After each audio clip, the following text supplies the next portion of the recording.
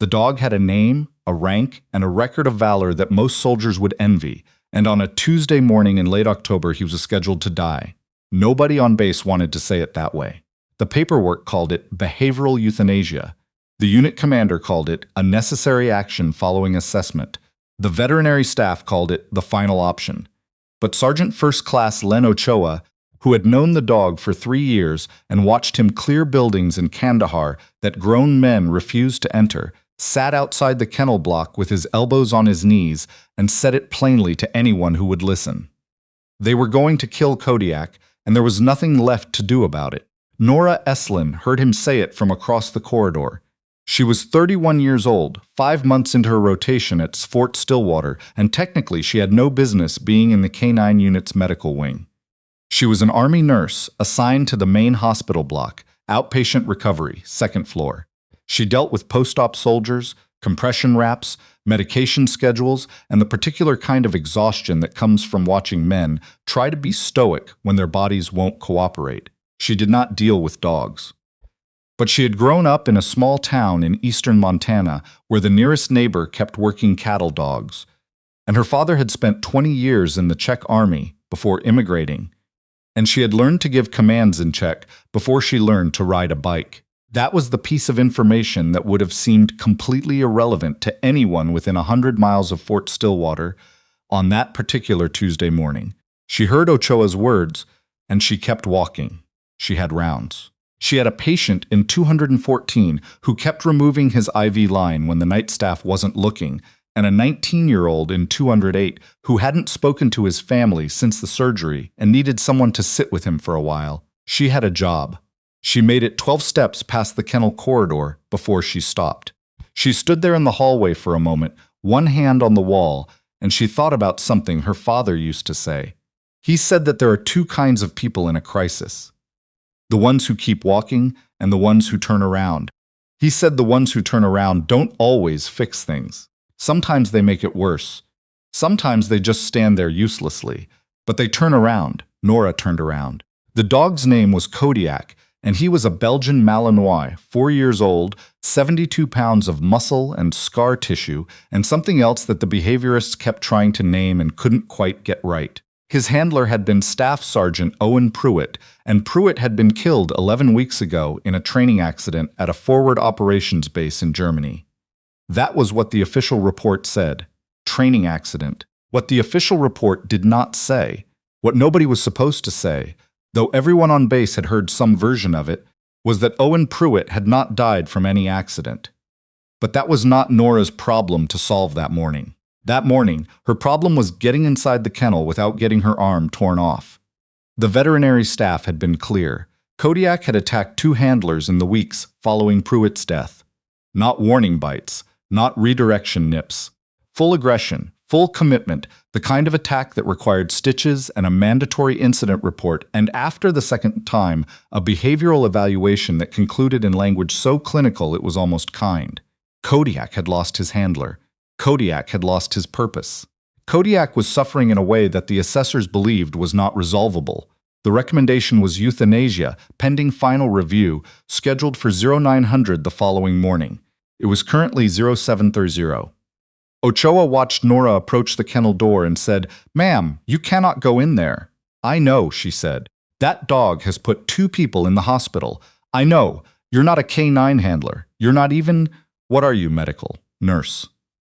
2nd floor. He looked at her the way people look at someone who has just said something that makes no grammatical sense. "Then what are you doing down here?" She didn't have a clean answer to that. She said, "I heard what you said in the hallway." Ochoa rubbed the back of his neck. He was a big man, mid-40s, the kind of soldier who had stopped needing to prove anything to anyone about 15 years ago. He looked at her, and then he looked at the kennel door, and then he looked at the floor. "The review board met yesterday," he said. "It's done. There's no appeal left. Can I see him? Through the door. You can look through the door." The door had a reinforced window, wire mesh pressed between 2 panes of glass. She looked through it. Kodiak was in the far corner of the kennel. He was not pacing, which she'd expected. He was not barking, which she'd also expected. He was sitting with his back pressed into the corner, and he was watching the door with an expression that she could only describe as waiting. Not aggressive, not broken, waiting. The way a dog waits at an airport gate for someone who is very late but definitely coming. He's been doing that for 2 days, Ochoa said from behind her, just sitting, looking at the door. Nora stood at the window for a long moment. She thought about what her father had told her about working dogs, about the dogs the Czech military used, and how they were trained and what happened to them when that training got interrupted. She thought about a specific word, not a command, not an order, but a signal. A settling word. Something you say to a dog that means, I see you. You don't have to be ready right now. I see you. She put her hand on the kennel door handle. Ma'am, if he attacks me, she said, that's on me, not on you, not on the unit. I'll sign whatever you need me to sign. But I need 5 minutes. Ochoa was quiet for a long moment. Then he said, I'm going to pretend I went to get coffee. I'll be back in 5 minutes. She heard his footsteps move down the corridor. She opened the door. What happened in the next 4 minutes was not dramatic in the way people would later expect it to be when they heard the story. There was no triumphant moment, no sudden transformation, no dog bounding forward with his tail wagging and the weight of the world lifted off his shoulders. It was quieter than that. It was the kind of quiet that takes a long time to understand. Nora stepped inside and did not move toward the dog. She stood near the door, and she spoke a single word in Czech, not a command. A greeting. The word her father had used with working dogs his whole career, a low, even sound that means something close to. I'm here. I know who you are. Kodiak's ears moved. Just that. Just the ears rotating slightly toward her, recalibrating. He didn't stand. He didn't growl. His eyes, which had been fixed on the door with that awful waiting expression, shifted to her face. She said the word again. His head dropped about 2 inches. Not submission. Not exactly. Something more like recognition. Like a door being unlocked, she didn't move toward him. She sat down on the floor of the kennel, which smelled like disinfectant and old grief, and she kept talking, softly, in Czech and in English, mixing them together the way her father always had, because her father believed that working dogs don't respond to languages, they respond to certainty, to a voice that knows what it's doing, to someone who is not afraid. She was afraid. She is honest about that when she tells this story. She was sitting on the floor of a kennel with a dog that had put 2 people in the hospital, and her heart was going at approximately twice its normal speed, and she was afraid. But her voice was steady. Her father taught her that too. Kodiak watched her from the corner. After about 90 seconds, he stood up. She stopped talking. He took 4 steps toward her and stopped. She waited. He took 2 more steps. She held very still. He put his nose about 6 inches from her knee and inhaled long and slow, and then he sat down and looked at her. She said the Czech word again. He lay down. Not on her feet, not dramatically. He just lay down on his side, about 3 feet away, and his eyes closed partway. Not sleep, just relief. The specific relief of a dog who has been holding himself alert and ready for 11 weeks and has finally, for 60 seconds, been told that it's okay to stop. When Ochoa came back exactly 5 minutes later, that was what he found. Nora Estlund sitting cross-legged on the kennel floor, Kodiak lying on his side beside her, both of them very quiet.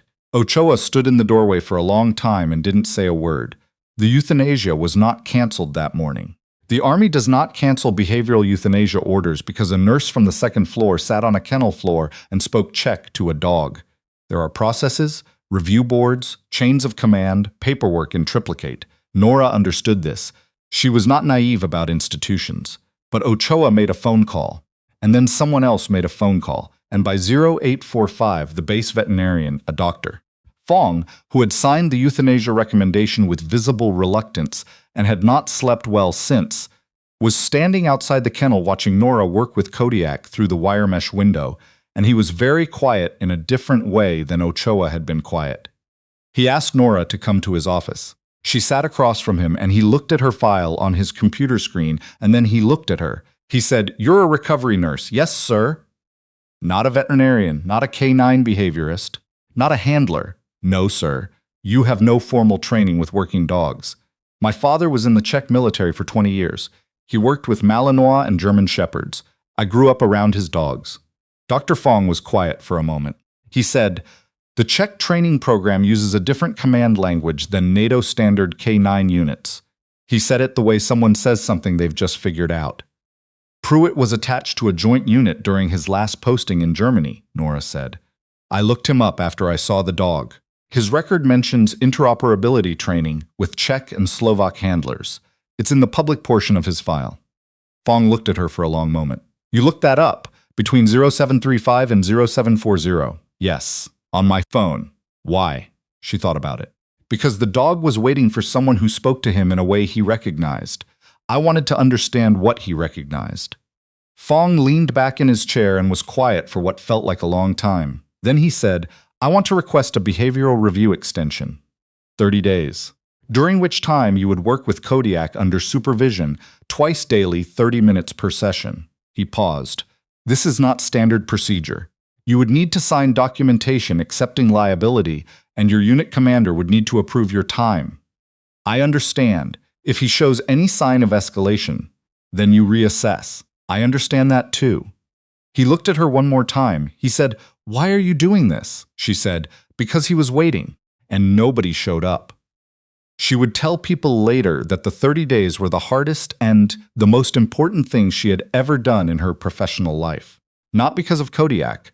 Kodiak, once he understood that she would come back twice a day every day and speak to him in the sounds he associated with Pruitt's last posting, began to settle in ways that surprised even Dr. Fong. But because during those 30 days, Nora started asking questions that nobody wanted her to ask. She had looked up Pruitt's file. She had looked it up in 5 minutes on her phone because she wanted to understand the dog. And what she found there, what anyone could find there, in the public-facing record, was a small but specific inconsistency. Pruitt had been at a training facility in Bavaria. The facility had a safety record. The kind of training accident described in his report, a fall during a climbing exercise, had not occurred at that facility in 11 years. She noticed it the way you notice a thread hanging from a hem. It's small, and you're not supposed to pull it, and you probably shouldn't, and you pull it anyway.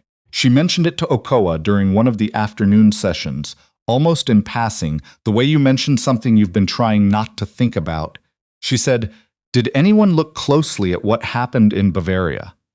Okoa went very still in a way that she had started to recognize. He had that quality that long-serving soldiers sometimes have, where their stillness is more communicative than their words. He said, That's not something you should be looking into. I'm not looking into it, she said. I just noticed something in the file, then unnotice it. But she noticed things. It was professionally inconvenient. Nurses who notice things that fall outside their lane create problems for everyone, including themselves. But she could not help it. She had been noticing things since she was small. Her father said it was the thing that would either save her life or cause her enormous trouble, and he had never been clear which he thought was more likely. She filed a formal observation. Not an accusation, not a request for an investigation. A single-page document submitted through the proper channel, noting the discrepancy she'd found, citing the public record, requesting that someone with appropriate clearance verify the circumstances of Pruitt's death. She addressed it to the installation's Judge Advocate General office because she had looked up who to address it to, and then she submitted it, and then she went back to working with Kodiak and tried not to think about it. For about 2 weeks, nothing happened. Then, on a Wednesday morning, a man she didn't recognize was waiting outside the kennel when she arrived for the morning session. He was not in uniform. That was the first thing she registered. He was in civilian clothes, clean, unremarkable, and he was carrying a paper coffee cup and leaning against the corridor wall with the specific air of someone who does not need to explain themselves to anyone. He was about 50, gray at the temples, and he looked at her the way federal agents in films look at people, which she found both alarming and somewhat annoying. He said, Nurse Eslin. Not a question. Yes, she said. I'm here because of the document you submitted. He did not give his name. He did not offer identification. She would later learn this was intentional. He operated in the specific gap between official and unofficial, where names become procedural liabilities. She started thinking of him, privately, as the man with the coffee cup. He said, I need you to understand that what you submitted created a significant problem for several people. I noticed a discrepancy in a public record and reported it through proper channels, she said. That seems like exactly what I was supposed to do. You're right, he said. That's the problem. She waited. He looked at Kodiak through the window. He was quiet for a moment. Then he said, Pruitt was killed. You're correct. It was not an accident. He said it the way you say something when you need someone to understand it fully, so you can move to the next part of the conversation. He had information that certain parties found inconvenient. That's as much as I'm able to tell you. Nora felt something cold move through her. She said, The dog? Pardon? Kodiak was with him. When it happened, he was there. She had been thinking about this for weeks, in the back of her mind, the way you think about something you don't want to bring to the front. He didn't just lose his handler, he witnessed something. That's why he was. She stopped. The man looked at her with slightly more interest than he had before. That's why he reacted the way he did, she said. He wasn't just grieving, he was terrified. He'd seen something that made him not trust anyone who came near him. The man with the coffee cup was quiet for a long moment. He said, You're a nurse. Yes, PTSD in a working dog presents differently than grief. I know that now, she said. I didn't know it 30 days ago, but I've been doing a lot of reading. He looked at her for another moment. Then he said, There is a person of interest in Pruitt's case. His name is not something I can share with you, but his presence at Fort Stillwater is something I can confirm. He was here on base during the period when Kodiak was attacking people. He paused. We have a timeline problem. We can place this individual at the facility in Germany, but we cannot place him at the specific location at the specific time. You need a witness, she said. We don't have one. She looked at Kodiak through the window. He was looking back at her, calm, attentive, waiting for her to come in. She said, You have one. The man followed her gaze. He said, slowly, He's a dog. He's a military working dog with a confirmed behavioral response pattern, she said. He has been reacting to something specific, not to grief, not to random people. I've been logging his responses for 30 days. He reacted normally to everyone except 2 individuals, and both attacks happened during a specific 48-hour window after he was brought back from Germany. She was talking faster now, because this was the thing she had been building toward without knowing it, the thing that all the noticing had been pointing at. I have 30 days of behavioral logs. I can tell you exactly who he reacted to. I can tell you the dates, the times, the severity, the duration. If you cross-reference that with facility access records, the man set his coffee cup down on the floor very carefully. He looked at her. He said, You logged his behavioral responses. Twice a day for 30 days without being asked to, doctor. Fong asked me to note any escalation. That's not the same as a complete behavioral log. No, she agreed. It's not. He was quiet for what felt like a long time. Then he said, Can I see the logs? She gave him the logs. She handed over 30 days of handwritten notes. She had started typing them after week 2 when her handwriting became unreadable, even to herself, in a manila folder that she had been keeping in the bottom of her locker with no particular plan for what to do with it. He read them for 3 days. She found this out later. He sat in a conference room somewhere on the installation, and he read 30 days of behavioral notes written by a recovery nurse who had no K-9 training and had stumbled into this because she heard a sentence in a hallway, and somewhere in those notes he found what he was looking for. 2 names, 2 access events, 2 windows of time during which Kodiak had gone from alert to explosive in less than 4 seconds, both times unprovoked, both times involving individuals who had no documented reason to be near the K-9 unit. She did not find out the outcome of what happened next for a long time. That was the nature of the situation. She was peripheral to something with a very large classified perimeter, and the people at the center of it were not in the habit of updating peripheral figures. She went back to her rounds. She went back to her patients in 214 and 208, to the compression wraps and the medication schedules and the particular exhaustion of her job. She visited Kodiak every morning. She called Dr. Fong's extension every Thursday to confirm that the behavioral review was still active, that the euthanasia order was still suspended. Every Thursday for 6 weeks, he picked up and said, yes, still active, and she said, thank you, and hung up. 6 weeks after she handed over the logs, Ochoa found her in the break room on the 2nd floor and sat down across from her and said, they got him. She looked up from her coffee. The person responsible for Pruitt, he said. They have him in custody. He paused. Don't ask me anything else about it, because I genuinely do not know anything else, and I am also not supposed to know what I just told you. He stood up. He looked at her for a moment in the doorway. He said, "The euthanasia order has been formally rescinded. Kodiak has been cleared for adoption." She said, "By who?" Okoa smiled for what she thought might be the first time she had seen him smile. He said, "Applications are open." The paperwork took 6 weeks. It turned out that adopting a retired military working dog involves a great deal of paperwork, which somehow surprised her, even though she worked in the army, and should not have been surprised by anything involving paperwork. She filled out forms. She attended sessions with a veterinary behaviorist who asked her questions about her living situation, her experience with dogs, her schedule. She told the behaviorist about her father and the Czech army dogs and the words she had used in the kennel. The behaviorist wrote something down and did not say much. The adoption was approved on a Friday morning in late March. She walked into the kennel, and Kodiak stood up when she came through the door. He always stood up now when she came through the door, and she clipped the lead to his collar and walked him out into the late March light, out onto the grass outside the kennel block. And he stepped off the concrete path onto the ground and stopped. He dropped his nose to the grass and inhaled, long and slow and completely absorbed, the way a dog smells the ground when the world is suddenly very full of information. She stood beside him and let him take his time. The sun was doing something particular to the light that morning, that thin early spring quality where everything looks clean and slightly new, and she stood on the grass with a dog who had spent 11 weeks in a concrete kennel waiting for someone to come, and she let him smell the ground for as long as he wanted. He looked up at her eventually. He had that look she had come to know over the past months, not waiting anymore, not that awful airport gate waiting. Something else. Something like, okay. Something like, I'm ready now. What's next? She said the Czech word, the greeting.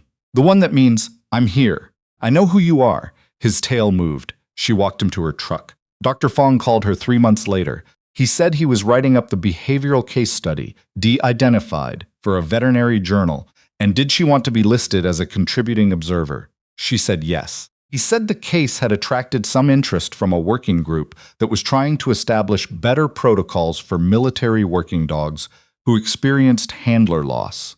He said her behavioral logs had been formally cited. She was in the parking lot of a grocery store when he called, and Kodiak was in the back seat because she took him everywhere now, and he was the kind of dog who was very serious about this arrangement. She could see him in the rearview mirror, watching the parking lot with the focused professional attention of a dog who is not entirely retired. She said to Fong, "Are they going to change anything, the protocols?" He was quiet for a moment. He said, slowly, the way institutions change. She said she understood. She did understand. She had spent enough time inside institutions, inside the army, inside hospitals, inside the large, slow machinery of bureaucracy, to know that change is not a switch. It is a long, resistant, effortful process that requires people to notice things they'd prefer not to notice, file documents that create problems for people, sit on kennel floors when they have no particular reason to, and keep coming back twice a day even when the outcome is uncertain. She had done all of those things without a plan, without authorization, without any particular expectation of outcome. She had done them because her father taught her to turn around in a crisis, and because the dog was waiting, and because she noticed a thread and pulled it. Kodiak made a sound in the back seat, not a bark, just a low vocalization, a check-in. She looked at him in the mirror. He was watching a woman push a cart across the parking lot, tracking the movement with the professional precision of a dog who had spent his whole life noticing things. She said, "I see you," in Czech. He shifted his gaze from the parking lot to her reflection in the mirror and held it there, steady, the way he had learned to do, because she had learned to do it all those mornings in the kennel. When the world was uncertain, and the only reliable thing was the sound of someone who kept coming back.